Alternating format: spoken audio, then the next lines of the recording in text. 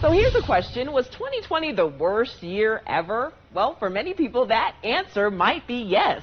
But historians say the city of Colorado Springs has a history of overcoming difficult years. News 5's Patrick Nelson spoke to an expert at the Pioneers Museum about what we can learn from our past. Going back to the very start of Colorado Springs in 1871, there aren't too many years that were more difficult than 2020.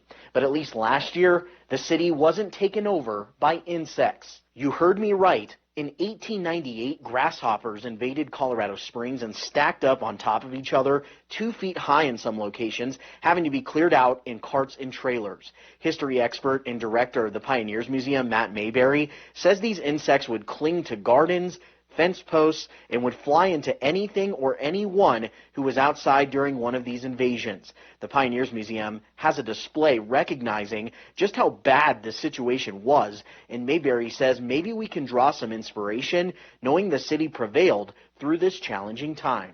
And they were kind of like a cloud that would travel oftentimes from north to south. Just the sound of the grasshoppers were overwhelming. They would just drown out everything. So it really affected your ability to eat, your ability to survive. While the city managed to move on from the grasshopper invasions, a few decades later, the entire city would face one of the most devastating natural disasters in its history, the Memorial Day flood of 1935.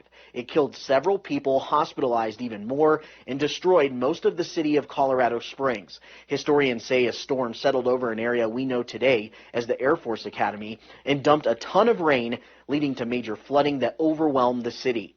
Mayberry says it took decades to rebuild after the flood, and there are still areas of Monument Valley Park that were never quite rebuilt the same because of the impact of the Memorial Day flood of 1935. So whether it was the grasshopper invasion of the late 1800s or a massive flood, the Pioneers Museum has plenty of examples of how the city has overcome shared challenges. The museum tells me it's begun collecting items from 2020 to document the challenges of last year with the hopes that one day we can look back and see how far we've come.